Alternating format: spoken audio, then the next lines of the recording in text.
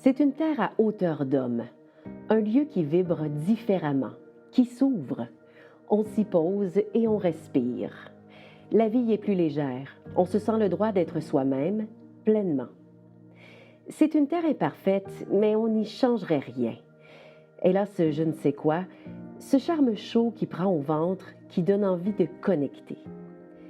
Parce que nous sommes de ceux qui ouvrent les bras, de ceux qui croient qu'on est toujours plus fort ensemble et que cette région qui est nôtre, tantôt sauvage, tantôt urbaine, n'aura jamais trop de bras, de tête, de rêve.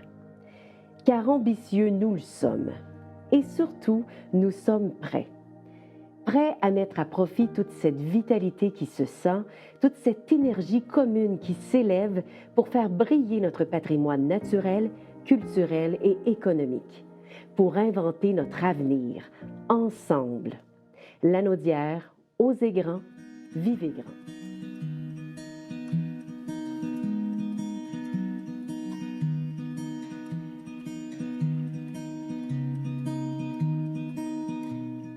C'est d'être soi-même, d'être authentique, vrai, de vivre sans préjugés. S'ajuster à eux et non les amener à s'ajuster à nous. Équitable dans nos actions, dans nos interventions, avec différentes cultures et différentes nations. Il suffit juste de s'aimer et de s'accepter tel que nous sommes. Avoir le droit d'être soi-même au Néo, c'est pouvoir porter librement son identité et son orientation sexuelle. C'est être accepté dans sa différence. C'est être traité de façon respectueuse face à ce qui a bien souvent été ridiculisé, nié, caché. C'est un homme homosexuel qui sort de l'isolement. C'est une femme bisexuelle qui est accompagnée dans son dévoilement. C'est une personne trans qui chemine dans sa transition. C'est les parents d'un enfant trans qui peuvent nommer ce qu'ils ressentent à travers leur processus d'acceptation.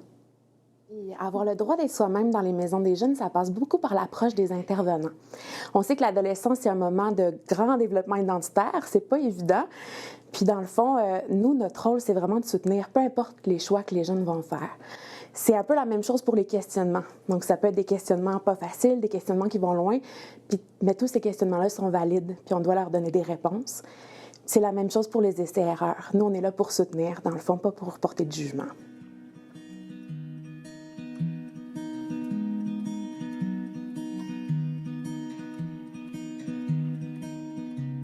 L'inclusion dans notre organisme, on a plusieurs exemples et je ne pourrai pas toutes les donner. Mais en gros, on organise des activités de groupe afin de briser l'isolement des personnes d'expression anglaise qui sont souvent exclues des groupes francophones. On est au Québec, on comprend. C'est pas tout le monde qui peut être bilingue. Mais ces personnes-là, on doit aussi avoir des services et des activités adaptées pour eux. Les communications sont très importantes pour nous. Alors, nos bulletins bimensuels et nos posts pas mal quotidiennes sur Facebook afin de transmettre des informations importantes pour la communauté. Et aussi, il y a le fait qu'on travaille de façon très étroite avec les organismes francophones afin qu'eux autres, ils puissent adapter leurs activités et leurs services. Et on peut être là pour faire l'interprétariat informel, des traductions de documents, juste pour être là, pour donner des consignes. C'est comme ça qu'on encourage l'inclusion. Nous, on parle beaucoup d'accessibilité universelle. L'accessibilité universelle, dans le fond, ça permet à tout le monde de mieux vivre, d'avoir accès à plus de choses. C'est juste, dans le fond, l'accessibilité universelle, c'est une façon de penser. Donc, quand on pense avant qu'on fasse les choses, ça aide tout le monde. Je vous donne un exemple. Quand on construit une maison, qu'on abaisse, dans le fond, les interrupteurs, qu'on monte les prises de courant, qu'on pense à des ouvertures plus larges, ça permet à tout le monde, pas seulement aux personnes qui ont des problèmes, qui ont des besoins particuliers, ça permet à tout le monde, dans le fond, d'avoir accès plus facilement. Une personne, par exemple, qui arrive avec beaucoup de paquets de l'épicerie, elle va passer plus facilement dans les ouvertures. Une personne âgée qui arrive avec un déambulateur, ça va être plus facile pour elle aussi. Dans le fond, c'est juste une façon de penser. Nous, on sensibilise les municipalités, des contracteurs, des promoteurs immobiliers pour qu'ils le fassent avant, de façon à ce que tout le monde ait accès. C'est juste une façon de penser.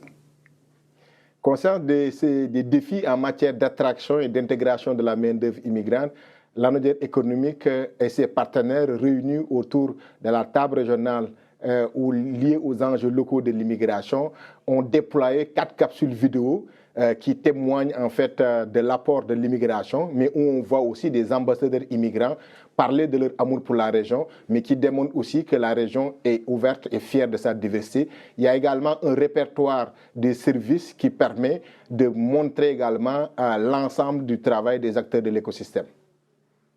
Le Néo ouvre ses bras en offrant un lieu d'accueil sans jugement aux personnes LGBTQ+ de l'Anaudière et leurs proches. Il favorise l'inclusion en leur offrant gratuitement des activités de socialisation, des groupes de support puis du soutien individuel. Il lutte activement contre l'homophobie, la transphobie et la sérophobie en formant les intervenants du communautaire, de l'éducation et de la santé et en participant aux tables de concertation régionales.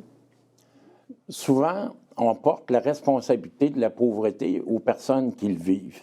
C'est pourquoi le collectif anti-pauvreté L'Anaudière regroupe des organismes de défense des droits et de lutte à la pauvreté. Le but de nos organismes est de favoriser la prise de parole des personnes en situation de pauvreté par et pour elles-mêmes.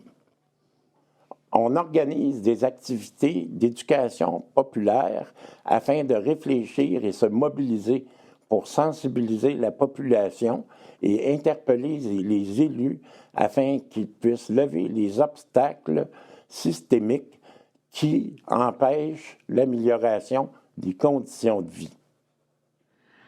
À la table de concertation des groupes de femmes de l'Anaudière, on cherche à favoriser l'inclusion en encourageant les organisations lanaudoises à utiliser des outils porteurs d'égalité.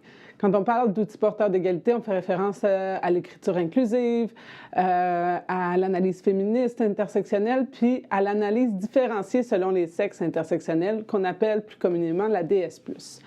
Dans le but de favoriser l'intégration de cette approche, on offre de la formation puis des ateliers de sensibilisation aux organisations lanaudoises, puis de l'accompagnement à l'intégration de la DS+, dans des projets ou des initiatives sur le territoire.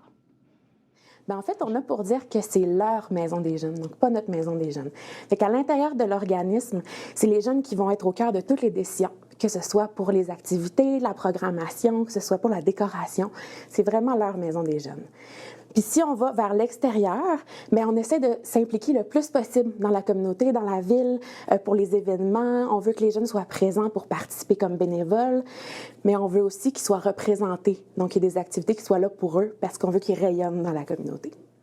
À la table régionale de concertation des aînés de l'Anaudière, on organise toutes sortes d'événements qui ont trait aux enjeux que peuvent vivre les personnes aînées dans la communauté. On a organisé il y a quelques années un forum sur l'intergénérationnel, puis on a réuni différentes générations pour mettre en lumière ce que celles-ci peuvent s'apporter mutuellement. Ensuite, on a tourné un vox pop sur le vieillissement, puis on avait autant des personnes aînées que des personnes plus jeunes. C'était vraiment intéressant d'entendre tout ce monde-là. On travaille aussi beaucoup sur des événements, mais qu'on diffuse partout au Québec. Ça, c'est vraiment important de porter le message le plus loin possible. Puis, j'aime bien dire que on vieillit en âge, c'est un nombre, mais on vieillit pas aussi vite dans notre cœur et dans notre tête.